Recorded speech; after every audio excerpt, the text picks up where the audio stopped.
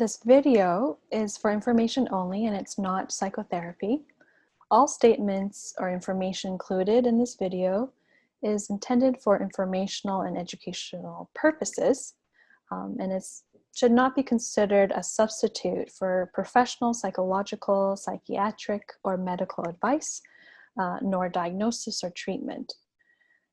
Please seek the advice of your family physician if you have any questions regarding medical concerns. Should you have any questions regarding psychological issues, please connect with a qualified mental health provider. If you think you're in need of immediate assistance, please call 911 or visit your local hospital emergency room. If you are in distress or you need emotional support, please access the mental health crisis hotline listed in your local phone book's government pages. We are also including some 24-hour crisis lines for Toronto and the Greater Toronto area down below in the description box. All right, well, welcome to our mental health talk. This is just our last session that we've been talking about various aspects of mental health. So we're grateful you want to continue to tune in with our church. My name is Ken, I'm one of the pastors here, and I have my friend Elizabeth here. She can go ahead and introduce herself. All right. Hello, everyone. My name is Elizabeth, and I'm a registered clinical psychologist in the province of Ontario. All right. So we're just doing a follow-up here on the various ways in which we can help people, care for people, and just some follow-up questions that people have had. So you yourself, you're a psychologist. Mm-hmm. There's also out there, you know, a psychiatrist, and we've had another resource with a psychotherapist. And I'm a pastor, so I'm like, I'm just totally different. But what are these three different categories and how are they different? Right. Yeah, no, it can definitely get confusing. So psychiatrists are medical doctors, right? They go through medical school, they go through extra training, and psychiatrists are able to prescribe medication.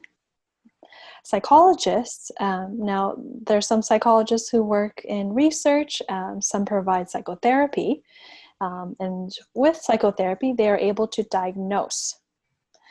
Now, psychotherapists, they also provide psychotherapy, and they're unable to diagnose certain mental health disorders. Okay. So when you need help, and if you wanted to go to any one of these three, so if someone wants to come to me as a pastor, that's easy. They can just come talk, and most of the time I'll redirect to different places. But do you need a referral, or do you need some kind of doctor's note or something to get help from any of these three different categories of professionals? Mm-hmm. So for psychologists, right, typically it's very much so a self-referral. Right, you don't need a special doctor's note. Of course, there are certain perhaps programs, perhaps rehabilitation facilities that perhaps they might require that. In terms of psychiatrists, I'm not quite sure. I think they would require a referral from your family physician. So if anyone does want to go see a psychiatrist, I would encourage them to perhaps talk with their family doctor and see if a referral is needed. Okay. All right. So we've been talking about various aspects of mental health. We've had different discussions on different topics. Mm-hmm. What are some general self-care things that we can do for our own mental health and for our own well-being? What are some self-care things that we can put into practice? Right. And so when I think about self-care, I like to kind of distinguish two categories, right? The first is external. Right. So who are the people that I trust, right? Who are, you know, folks that I can go to if I'm having a hard time, perhaps, you know, a phone call, some friends, maybe some family members, right? Even a coworker, perhaps. Who can I reach out to either get some support, to talk things through, or maybe even just to spend some time playing a game together, right? And this other category, it's more kind of that internal. So I think sometimes it's helpful to think about things that we can do on our own, right? Instead of necessarily reaching out to someone else. So this can be, you know, perhaps it's taking a nice long bath, right? Perhaps it's journaling. Maybe it's listening to some nice music and doing a puzzle, right? So just certain things that will perhaps relax and soothe us and bring us some comfort. And I think, yeah, incorporating some kind of movement can be very helpful as well. All right, good. Yeah. I think for me personally, sometimes the internal part, I struggle with that, just learning how to relax and saying it's okay to relax. Sometimes that just doesn't work with me, but anyhow. In my world here as a pastor, people have various responses to mental health. Sometimes they use the Bible, sometimes there's just these phrases. I'm just going to read a few of them for you. And I just want maybe your perspective on how a phrase like this can be helpful or even detrimental when people are going through some mental health challenges.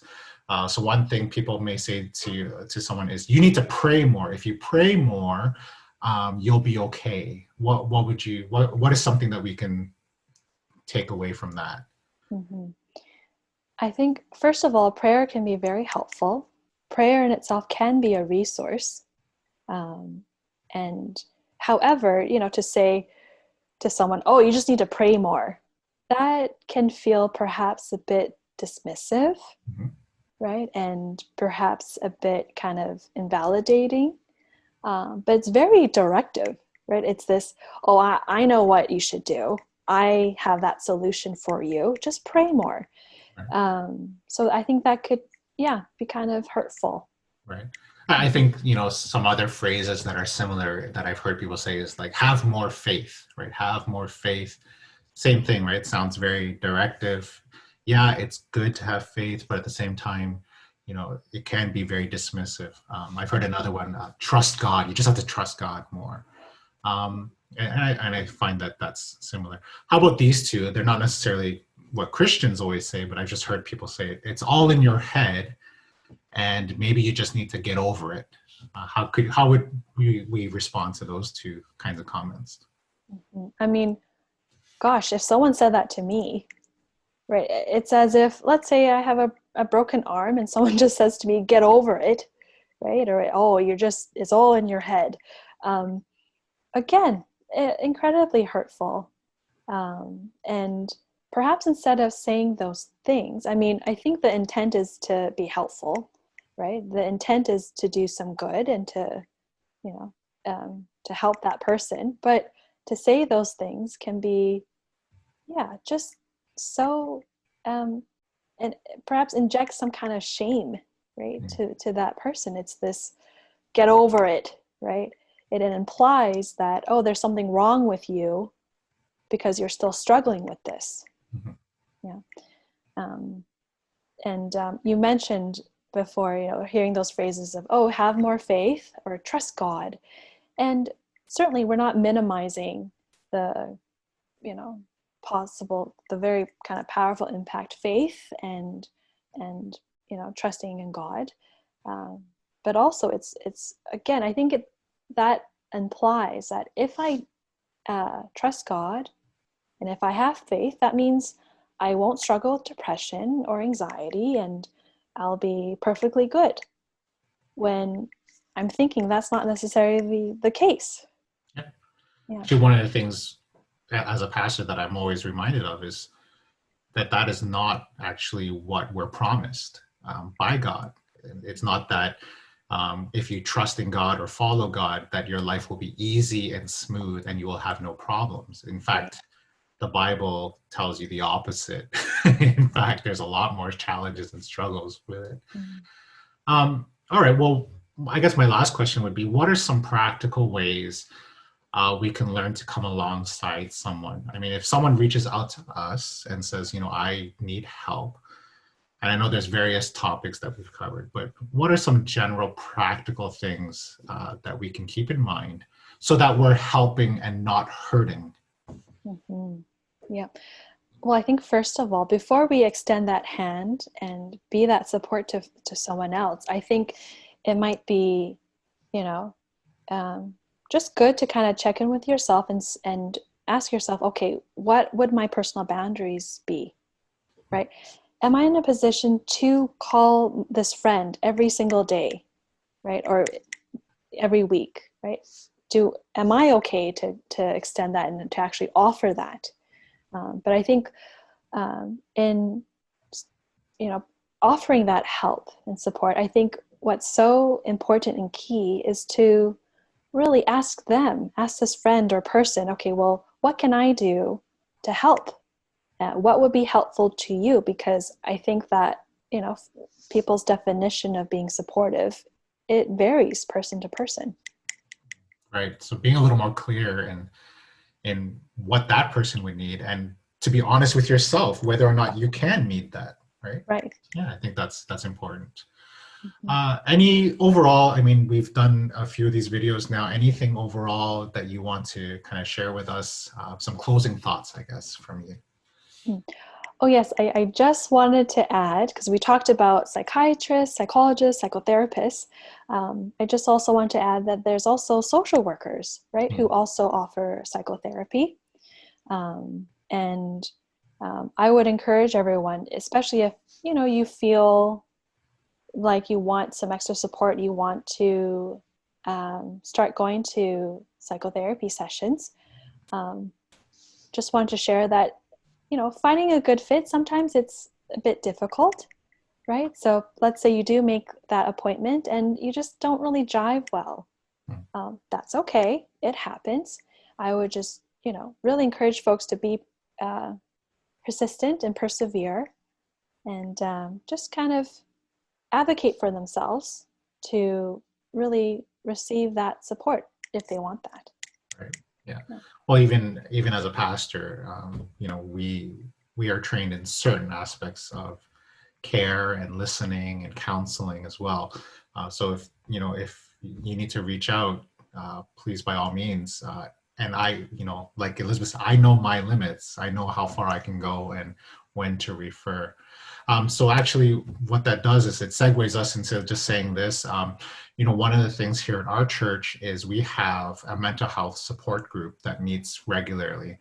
And we want to offer the invitation that if you need a safe space to have a support group of people, whether you're going through mental health challenges or a loved one who is, and you're the support person, you're walking with them. If you need that group, please contact me and we'll get you connected. We're also looking to expand that a bit because we don't know how many people are going to need help. And we just say, we're just going to continue to open up space, open up community space for people to listen and to dialogue safely about whether they're experiencing mental health or they're just journeying with someone with mental health. So again, you can reach out to us. All our resources, all our talks, we've posted them. We're putting the resources there for you. And we just want to say, if this has been helpful to you, or this can be helpful to someone, feel free to pass it along, and feel free to pass on some of these videos and some of these links and these resources. And so our goal, again, was simple. We want to continue to encourage safe dialogue and healthy dialogue to break the stigma of silence. I like what you said. It's not in our head. It's not something to get over. It's like a broken bone. You can't just do that, right? And it reminds me of that expression, sick, not weak. And a lot of times I think mental health has this stigma that somehow we're weak, but really we just need help. We just need outside intervention at times. You wouldn't criticize someone for a broken leg.